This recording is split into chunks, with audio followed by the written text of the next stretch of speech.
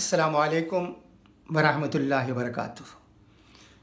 औज़ु बिल्लाहि मिनश शैतानिर रजीम। बिस्मिल्लाहिर रहमानिर रहीम। क़ुलिल्लाहुम्मा मालिकल मुल्कि तु'तिल मुल्का मन तशाउ व तंज़िउल मुल्का मिम्मन तशाउ व तु'इज़्ज़ु मन तशाउ व तुज़िल्लु मन तशाउ बियदिकल खैर इन्नका अला कुल्लि शैइन क़दीर। एक बहुत ही अहम इदारिया बेंगलुरु के रोज़नामा राष्ट्रीय सहारा में लिखा गया है। मैं उसे आपकी जानकारी के लिए पढ़ देता हूँ।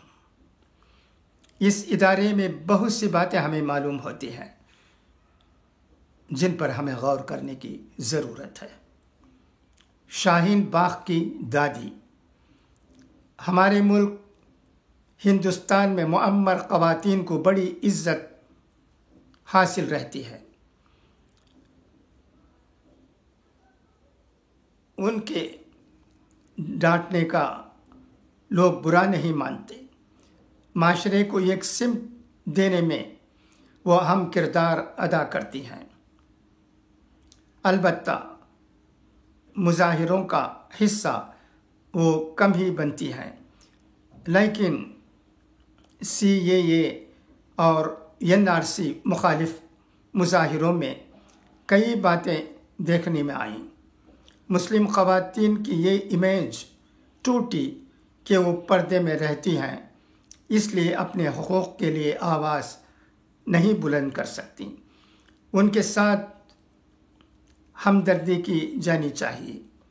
CAA और NRC मुखालिफ मुजाहिरों में मुअम्मर मुस्लिम ख़वातीन ने भी बढ़ चढ़ कर हिस्सा लिया और मुजाहिरों की जगहों पर अपनी मौजूदगी दर्ज कराकर ये एहसास दिलाया कि उनकी हड्डियां कमज़ोर हुई हैं, मगर उनका जोश कमज़ोर नहीं पड़ा है।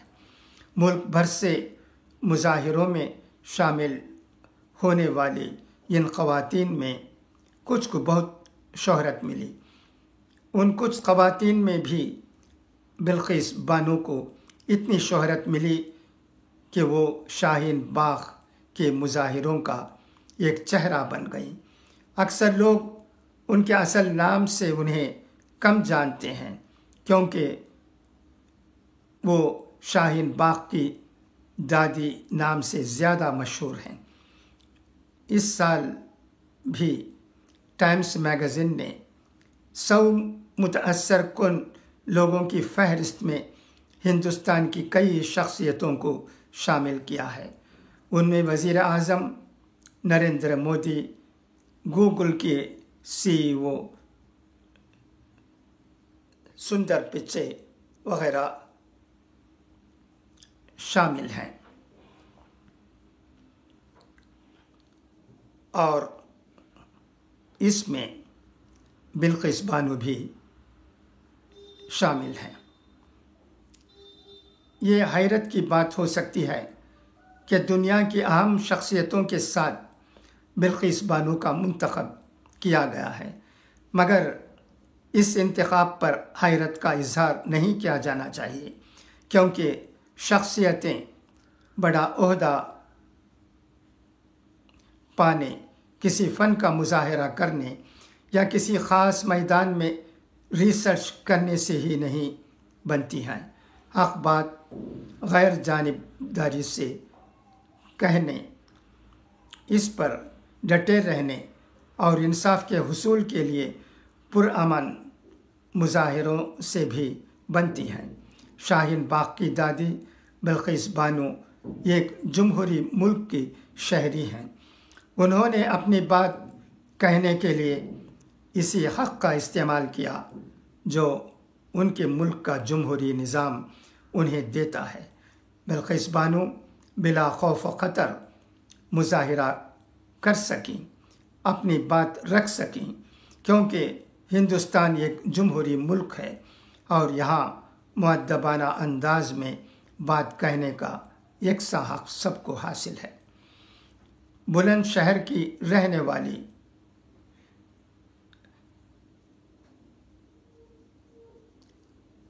80 سالہ بلقیس بانو کی بے باکی کا اندازہ اس سے ہوتا ہے کہ شاہین باغ کے مظاہروں کے دوران جب ہندوستان کے وزیر داخلہ امت شاہ نے یہ کہا کہ CAA پر ہم 1 انچ بھی پیچھے نہیں ہٹیں گے، تو بلقیس بانو نے یہ کہا کہ اگر وزیر داخلہ کہتے ہیں کہ وہ 1 انچ بھی پیچھے نہیں ہٹیں گے تو میں کہتی ہوں کہ ہم 1 بال برابر بھی نہیں ہٹیں گے۔ ان کا ایسا کہنا وزیر داخلہ امت شاہ کی یا ان کا مظاہرہ کرنا وطن عزیز کی بدنامی کی وجہ نہیں بنا، بلکہ اس سے عالمی برادری کو یہ سمجھنے کا موقع ملا کہ ہندوستان میں صحیح معنوں میں جمہوریت ہے، اور اسی لیے یہاں کی ایک معمر خاتون وزیر داخلہ کو جواب دے سکتی ہے۔ ٹائم میگزین نے لکھا ہے کہ بلقیس بانو نے یہ پیغام دیا کہ جمہوریت کو بچائے رکھنا کتنا ضروری ہے۔ میگزین کا ماننا ہے کہ وہ بھارت میں محرومین کی آواز بنی۔ وہ کئی بار مظاہرے کی جگہ پر صبح 8 بجے سے 12 بجے رات تک رہا کرتی تھیں۔ ان کے ساتھ ہزاروں دیگر خواتین بھی وہاں موجود ہوتی تھیں، اور خواتین کے اس مظاہرے کو رد عمل کی علامت مانا گیا۔ سچ تو یہ ہے کہ ٹائم میگزین کی دنیا بھر کے 100 بااثر لوگوں کی فہرست میں بلقیس بانو کی شمولیت اس بات کا اشارہ ہے کہ کوئی مظاہرہ مقامی یا محدود نہیں ہوتا۔ گلوبلائزیشن کا یہ دور کسی مظاہرے کو ایک علاقے تک محدود نہیں رہنے دیتا، اس لیے مظاہرہ کرنے والوں کو ایشوز کو بہتر طور پر سمجھ کر تحمل کے ساتھ مظاہرہ کرنا چاہیے، اور اسی طرح حکومتوں کو فیصلہ کرتے وقت یہ اچھی طرح سوچ لینا چاہیے کہ اس پر مظاہروں کا ایک سلسلہ تو شروع نہیں ہو جائے گا۔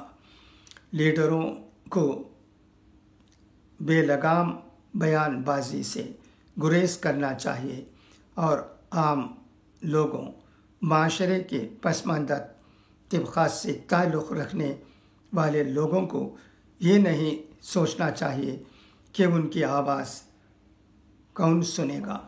بلقیس بانو کے شوہر مزدور تھے، 10 سال پہلے ان کا انتقال ہو گیا۔ وہ دہلی میں بیٹے بہو کے ساتھ رہتی ہیں، لیکن حالات جذبات کے اظہار میں ان کے لیے رکاوٹ نہیں بنے۔ بلقیس بانو نے غیر جانبداری اور جمہوری طریقے سے مظاہرہ کیا، اور اسی بات نے لوگوں کو متاثر کیا۔ امید کی جانی چاہیے کہ ٹائم میگزین کی بااثر لوگوں کی فہرست میں بلقیس بانو کی شمولیت سے عالمی برادری کو ہندوستان کے جمہوری نظام کی اہمیت کا اندازہ لگانے میں آسانی ہوگی۔ یہ رہا راشٹریہ سہارا کا اداریہ، جو بہت ہی خوب ہے۔ اس میں کئی باتیں ہمیں پڑھنے اور سوچنے پر مجبور کرتی ہیں۔ ایک یہ کہ بلقیس بانو کی شہرت ہوئی، ان کا شمار دنیا کے 100 لوگوں میں ہوا۔ ان 100 لوگوں میں ہمارے دیش کے وزیر اعظم نریندر مودی جی بھی شامل ہیں۔ تو اس میں یہ بات بھی بتائی گئی ہے کہ ہمارا ملک جمہوری ملک ہے، اسی لیے بلقیس بانو کو مظاہرے میں شامل ہونے، اپنی بات کو لوگوں تک پہنچانے کی اجازت ملی۔ جیسے بھی ہو، اس ادارے سے پتہ چلتا ہے کہ ہمارا ملک جمہوری ملک ہے اور اس میں تمام لوگوں کو بولنے کی اور مظاہرے میں شامل ہونے کی اجازت ہے۔